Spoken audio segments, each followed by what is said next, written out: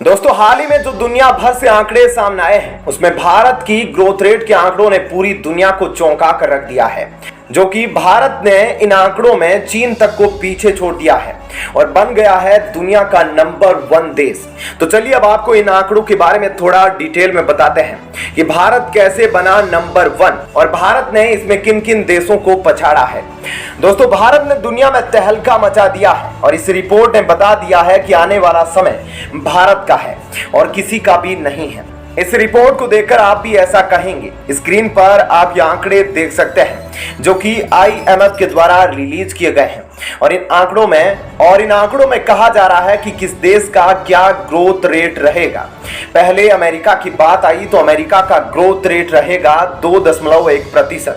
Euro area की बात करें यानी कि पूरे यूरोप की तो 3.5%। जर्मनी का हाल बहुत बुरा है 1.8%। तो वहीं फ्रांस 2.6, इटली 3.7 और स्पेन 5.5। और अगर जापान की बात की जाए तो इसका भी बुरा हाल है 1.1 और यूके की बात करें तो इसे 4.0 दिया गया है। कनाडा की बात करें तो 3.4 और कुछ छोटी मोटी एडवांस इकोनॉमीज है इनका 2.6। यह इनके आंकड़े जारी किए गए हैं। तो वहीं दूसरी तरफ यह सवाल उठेगा कि एशिया की तरफ क्या हो रहा है और एशिया में क्या आंकड़े हैं।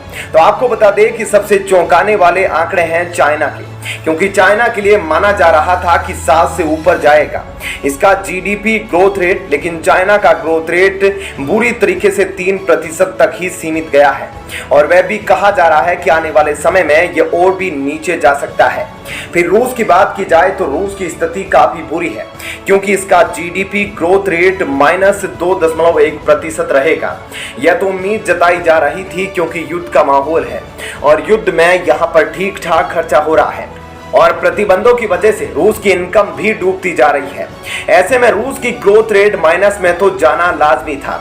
पर एक और चौंकाने वाला देश है, वह है सऊदी अरेबिया। सऊदी अरेबिया का जो रेट बताया जा रहा है वह 8.7% है।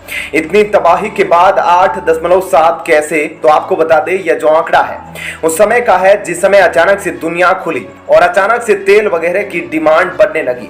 तो ये आंकड़े स्थायी नहीं रहेंगे बल्कि आने वाले समय में ये आंकड़े बुरी तरह से गिरेंगे। सऊदी अरब और मिडिल ईस्ट के देशों को ये सारी चीजें पता है, इसलिए इन्होंने अपना निवेश अब यहां से हटाकर दूसरी जगह करना शुरू कर दिया है।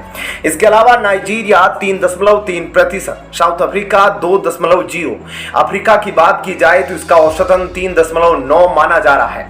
मिडिल ईस्ट और सेंट्रल एशिया का 5.3, लेटिन अमेरिका और कैरेबियन का 4.0, तो वहीं एशिया का 4.4 माना जा रहा है। लेकिन इन सब में भारत कहां पर है?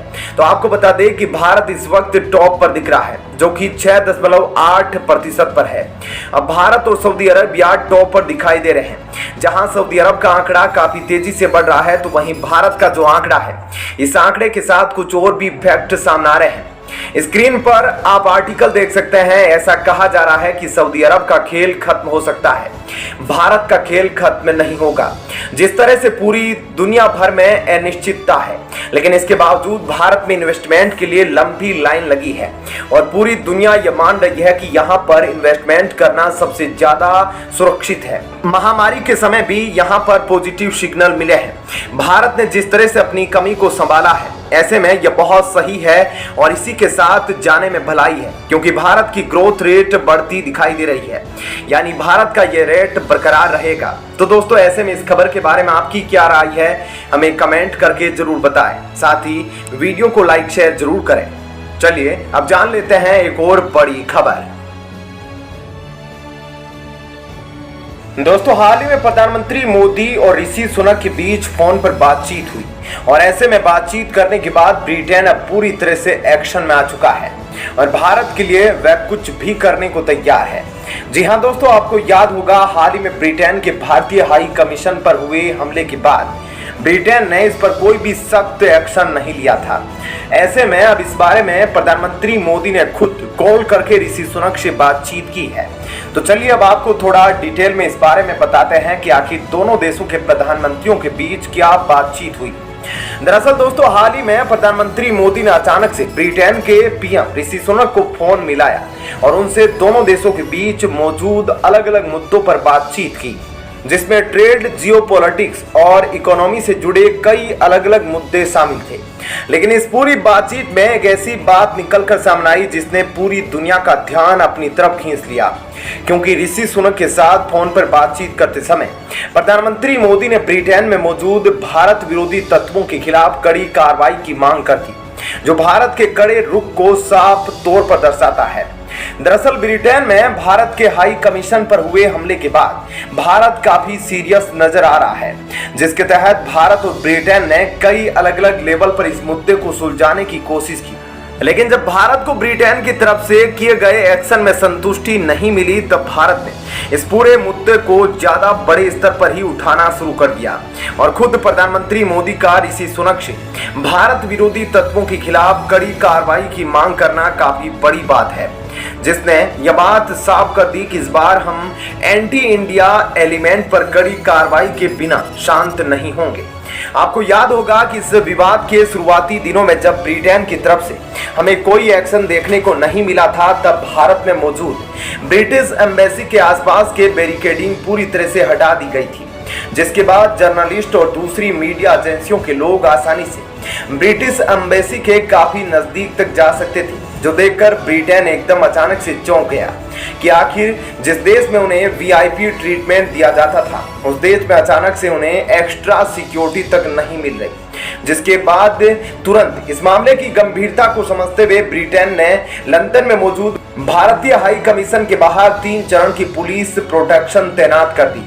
हालांकि भारत यहीं पर नहीं रुका, बल्कि लंदन पर हमारे हाई कमीशन में हुए हमले को लेकर हमने ब्रिटेन की अथॉरिटी और पुलिस एजेंसी के साथ बातचीत जारी रखी और यह भी सुनिश्चित किया कि आगे कोई ऐसी घटना ना हो। वहीं फिलहाल प्रधानमंत्री मोदी और ऋषि सुनक के बीच से एक बड़ी चीज यह निकल कर आ रही है कि प्रधानमंत्री मोदी ने ऋषि सुनक से ब्रिटेन में मौजूदा आर्थिक घोटालों के आरोपी लोगों के भारत वापस आने पर भी जानकारी ली है कि आखिर कब तक इन्हें भारतीय अथॉरिटी को सौंप दिया जाएगा, ताकि हम अपने भारतीय कानून के हिसाब से इनकी कार्रवाई कर सके, जो भारत के लिए एक बड़ा मुद्दा बन चुका है। क्योंकि कई लोग जो भारत में घोटाले और दूसरे क्राइम्स के आरोपी है, वे अक्सर ब्रिटेन या दूसरे पश्चिमी देशों में शरण लेने के लिए चले जाते हैं, जहां से उन्हें वापस भारत लाना काफी मुश्किल होता है। ऐसे में अब इस मुद्दे का भी दोनों देशों के प्रधानमंत्रियों के बीच उठाया जाना इस बात को दर्शाता है कि आने वाले समय में इस परेशानी को बंद करने के लिए कोई बड़ा कदम उठाया जा सकता है, जो काफी अच्छी बात होगी, क्योंकि कानून और जस्टिस की पहुंच सिर्फ इसलिए नहीं रुकनी चाहिए कि कोई अपराधी या गुनहगार एक देश से भागकर दूसरे देश में चला जाए। इसके अलावा दोनों प्रधानमंत्रियों ने साथ मिलकर भारत और ब्रिटेन के बीच हुए फ्री ट्रेड एग्रीमेंट की बातचीत को तेजी से पूरा करने और इसे सफल बनाने को लेकर भी बातचीत की। तो दोस्तों, ऐसे में इस खबर के बारे में आपकी क्या राय है, हमें कमेंट करके जरूर